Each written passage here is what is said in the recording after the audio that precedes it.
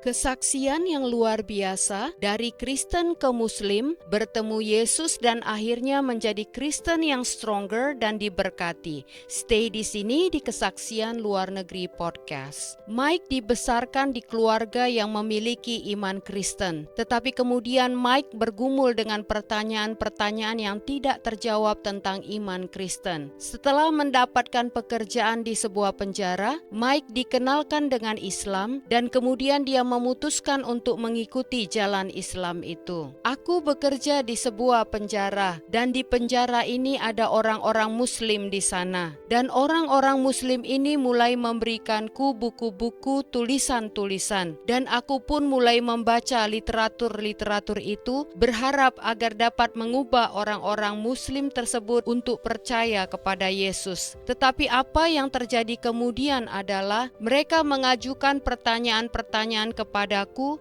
dan aku tidak siap menjawabnya. Dan aku dapati diriku saat itu memiliki banyak keraguan, terutama yang berkaitan dengan Trinitas. Bagaimana mungkin Tuhan itu hadir sebagai Bapa, Anak, dan Roh Kudus? Pada waktu itu aku mulai benar-benar bergumul dan aku pergi ke pendeta, pelayan gereja, profesor di kampusku untuk mendapatkan penjelasan dan mencoba mengerti apa yang dimaksud dengan Trinitas. Dan semakin aku mempelajari tentang Islam dan mencoba untuk menalar lewat semuanya ini, aku mendapati diriku mulai percaya bahwa Muhammad mungkin saja ada di dalam Alkitab. Dan aku mulai meragukan ketuhanan Yesus, bahwa Yesus adalah Tuhan. Aku mulai percaya bahwa Yesus itu mungkin hanyalah seorang nabi. Setelah sekitar 3 tahun belajar secara intens tentang Islam, aku mendapati diriku bahwa di dalam hatiku aku percaya bahwa Tuhan itu satu dan tidak mungkin Tuhan itu memiliki anak, dan bahwa Muhammad adalah nabi terakhir. Aku akhirnya menikahi wanita yang aku hamili dan kemudian aku memiliki 2 anak perempuan pada saat itu. Pada suatu akhir pekan, istriku pergi ke luar kota, ke Orlando, dan saat itu aku malah pergi ke masjid, dan di masjid itu aku mengucapkan syahadat, perkataan yang harus diucapkan oleh seseorang yang masuk Islam. Dan akhirnya aku memeluk agama Islam. Sejak saat itu aku mendalami iman Islam. Aku kuliah di Universitas Islam dan aku mulai belajar iman Islam itu karena aku ingin menjadi seorang imam. Aku ingin menjadi seorang guru agama Islam dan aku ingin membawa orang-orang kepada Islam karena aku percaya Islam adalah iman yang benar. Aku berpikir aku harus mengislamkan istriku. Aku membesarkan anak-anakku sebagai Muslim dan ini bagus menurutku. Yang berikutnya yang ingin kuislamkan adalah ayahku. Jadi aku mulai mengajukan berbagai pertanyaan pada ayahku mengenai Alkitab untuk membuatnya mempertanyakan imannya. Dan hal ini menyebabkan terjadi percakapan yang panjang dengan ayahku. Ayahku tidak mau mengalah akan imannya. Dia tidak mau menyerah. Dan aku hanya terus mencoba mempertanyakan semua yang aku bisa tanyakan ke ayahku. Aku ingat suatu hari aku pikir aku sudah menaklukkan ayahku tentang imannya. Aku pikir mungkin ayahku sudah menyerah. Dan kalau sudah begitu, aku akan berhasil mengislamkannya. Disitulah aku benar-benar mulai mendalami iman Islam. Aku mulai mencari tahu tentang ajaran hukum-hukum di Islam. Aku mulai mencari tahu tentang ajaran-ajaran Quran secara lebih mendalam. Kemudian aku mulai benar-benar mempertanyakan mengapa Quran tidak memberikan kami sebagai umat Islam sebuah pemahaman yang mendetail tentang apa yang terjadi pada Yesus. Hal ini terus mengganggu dan menggema di pikiranku. Jika Islam berasal dari Tuhan, jika Quran adalah wahyu terakhir seperti yang Quran katakan yang diberikan kepada Muhammad, mengapa Quran tidak menjelaskan apa yang terjadi pada Yesus? Dan jika Yesus adalah Kristus atau jika Yesus adalah Al-Masih dalam bahasa Arab yang artinya Mesias, kenapa Quran atau literatur Islam tidak menjelaskan apa yang dimaksud dengan Mesias yang di Alkitab disebut yang diurapi? Dan kemudian aku mulai menggali lebih dalam tentang identitas Yesus di dalam Quran. Aku mulai melihat bahwa Yesus disebut sebagai kalimat Allah yang artinya merupakan firman Tuhan. Yesus juga disebut sebagai Ruh Allah artinya roh Tuhan, dan bahwa Yesus dilahirkan dari seorang perawan. Dan kemudian aku tersadar, tak satu pun dari karakteristik-karakteristik di atas tersebut diberikan kepada nabi-nabi lain.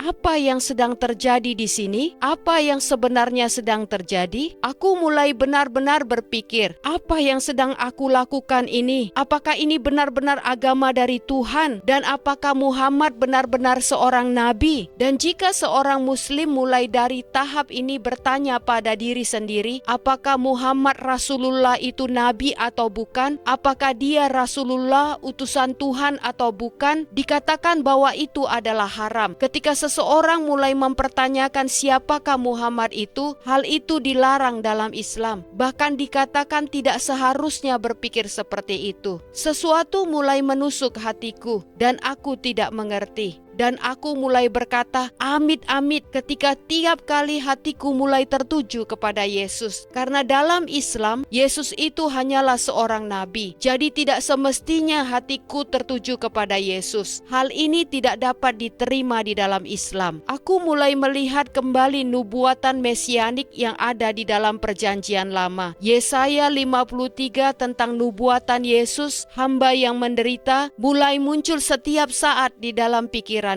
Dan semakin aku mulai mempertanyakan, semakin aku mulai mendalami dan berbicara dengan beberapa teman Kristenku. Mereka mulai berdoa bersama denganku, tetapi aku tidak mau berdoa dengan mereka. Aku tidak menginginkan doa-doa dari mereka. Gereja ayahku selalu berdoa untukku. Dan semua hal ini mulai terjadi. Perasaan putus asa mulai datang. Aku sangat putus asa. Aku berkata pada diriku sendiri, aku tidak bisa meninggalkan Islam. Aku tidak bisa lakukan hal itu. Ini tidak bisa diterima. Aku seorang Muslim. Aku tidak bisa melakukan hal ini. Aku tidak bisa menyangkal Muhammad. Aku tidak bisa menyangkal Quran. Aku sudah mendedikasikan hidupku bertahun-tahun untuk Islam. Dan dedikasiku itu bahkan bukan untuk Allah atau Tuhan, tapi untuk Muhammad. Apakah aku mengenal Tuhan? Apakah Allah itu Tuhan?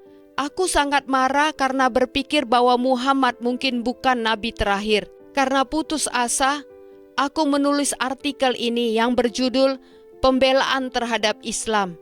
Dan kemudian seorang laki-laki bernama Joy Carey dari Radical Truth, Kebenaran yang Radikal, seorang apologis Kristen, membaca artikelku dan menulis sebuah bantahan sanggahan. Joy Carey dalam tulisannya benar-benar mematahkan artikel yang kutulis mengenai pembelaan Islam. Dan sesungguhnya aku tahu tentang hal itu jauh di dalam hatiku. Kemudian aku menghubungi Joy Carey dan aku berkata kepadanya, "Hai, engkau sudah menulis artikel ini yang berkata bla bla bla bla." Dan dia berkata, "Aku tidak berusaha mengarang-arang, aku hanya menyatakan fakta-fakta." Kemudian Joy Carey berkata kepadaku, "Engkau tahu bahwa engkau menulis hal-hal yang membela Islam dan itu semua bukanlah Islam. Apa yang engkau tulis itu lebih daripada apa yang engkau percayai." Aku akhirnya berteman dengan Joy Carey dan dia memperkenalkanku kepada seorang mantan muslim bernama Abdu Murai. Dan ini adalah pertama kalinya aku mulai berbicara dengan seorang mantan muslim. Kami kemudian berkomunikasi melalui telepon dan berbicara. Dan aku ingat aku berkata kepada Abdu Murai, aku akan kembali ke Islam. Aku menghargai kebaikan dan persahabatan ini. Aku memiliki kesetiaan kepada Muhammad yang tidak dapat aku jelaskan. Dan aku ingat waktu itu Abdu Murai hanya terdiam di telepon dan kemudian dia berkata, "Jika ada orang yang memiliki kesetiaan kepada Muhammad, maka itu adalah aku, karena aku adalah orang Arab." Dan kemudian aku berpikir sendiri, ini aneh sekali. Mengapa aku memiliki kesetiaan kepada Muhammad? Aku ingat suatu malam setelah doa malam, aku pergi tidur dan pagi-pagi sekali aku ingat aku bermimpi. Dalam mimpiku itu, aku sedang memikirkan tentang nubuatan mesianik yang ada ada di dalam perjanjian lama. Dan kemudian pada saat itu, wajah seorang laki-laki Yahudi muncul di hadapanku. Dia tidak mengatakan apa-apa, dia hanya menatapku dan matanya begitu gelap dan tajam seperti sedang melihat ke dalam jiwaku. Dan aku berkata, ini adalah Yesus. Yesus hanya menatapku. Aku ketakutan dan tidak tahu apa yang harus kulakukan. Lalu tiba-tiba darah memenuhi mimpiku. Dan darah ini mulai datang entah dari mana, dan aku mencoba untuk menghindarinya, mencoba untuk lari darinya. Darah ini ada di mana-mana. Dan kemudian aku melihat diriku diproyeksikan ke dalam darah itu. Lalu aku terbangun dengan penuh damai dan kasih. Dan aku ingat aku berkata, itu dari setan, itu dari iblis, tidak mungkin itu dari Yesus, ini bukan dari Tuhan. Saat itu aku masih bergumul dengan kenyataan bahwa Yesus adalah Tuhan, bahwa Yesus sungguh-sungguh Tuhan. Aku pergi bekerja pagi harinya. Pagi itu aku sedang menjalankan program perawatan kecanduan di sebuah penjara. Seorang laki-laki Kristen yang baik bernama Steve George, dia berkata kepadaku, "Brother Mike, Yesus menyuruhku untuk mengatakan kepadamu bahwa Dia mengasihimu." Aku hanya menundukkan kepalaku dan kututup jendela karena aku sedang bekerja. Dan kemudian aku pulang ke rumah dan memberitahukan tentang hal itu kepada ayahku. Dan kemudian aku menghubungi Abdu Murray dan aku bilang kepadanya, "Brother, aku bermimpi dan Yesus menampakkan diri kepadaku." Dan Abdu Murray berkata, "Oh, tunggu, kapan kamu bermimpi itu?" Dan aku berkata kepadanya, "Tadi malam atau malam sebelumnya." Dan kemudian dia agak terdiam sebentar di telepon. Dan dia berkata, "Puji Tuhan." Dia berkata lagi, "Aku bertemu dengan Josh McDowell di sebuah konferensi apologetika di Orlando. Dan aku ceritakan kepadanya tentang kisahmu, bagaimana engkau bergumul untuk menerima Yesus, dan bahwa pikiran dan intelekmu menghalangimu." Dan Abdu Murray berkata kepada Josh, "Josh, mari kita berdoa agar Yesus mendatangi Mike dalam mimpi." Dan aku benar-benar tercengang. Tetapi aku tidak sepenuhnya berserah kepada Yesus pada saat itu. Aku masih menganggap diriku sebagai seorang Muslim. Aku benar-benar berantakan, bingung dan tidak menentu. Dan kemudian aku ingat pada bulan Desember 2012, sekitar minggu kedua, ketika itu aku pergi ke gereja yang dulu biasa aku pergi bergereja. Dan pendetanya berkata, "Sekarang waktunya untuk meminta sesuatu kepada Yesus, sesuatu yang istimewa." Aku ingat saat itu aku berdoa dan dengan bergurau dalam pikiranku aku berkata, "Beri aku damai sejahtera dan kasih yang melampaui segala akal pikiran, seperti yang Engkau berikan kepada Paulus. Jika Engkau benar-benar nyata Yesus, jika Engkau benar-benar real, berikan aku itu." Dan sekitar tanggal 26 Januari atau 23 Januari, aku pulang ke rumah dan menyerahkan hidupku sepenuhnya kepada Yesus. Aku harus benar-benar memantapkan hatiku dan berjalan dengan iman. Aku berkata, "Aku menaruh hatiku dan berjalan dengan iman Yesus, dan aku menerimamu masuk di dalam hatiku.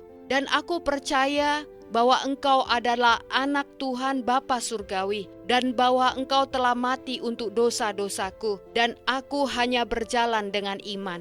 Dan kemudian aku ingat aku hanya bisa menangis, air mataku mengalir, dan aku alami pengampunan Tuhan dan kasih Tuhan, dan rasa hangat mengalir di seluruh tubuhku. Dan sejak saat itu terjadi pada tahun 2013 hingga sekarang. Aku tidak akan mengatakan bahwa perjalananku mudah, tetapi aku terus bertumbuh, semakin kuat dan semakin kuat dalam hubunganku dengan Yesus Kristus. Dan hal ini adalah salah satu perjalananku yang paling diberkati di dalam hidupku sejak aku datang kepada Yesus Kristus. Puji Tuhan, sampai bertemu di episode berikutnya. Tuhan Yesus selalu bersama, melindungi dan memberkati kita semua. Amin.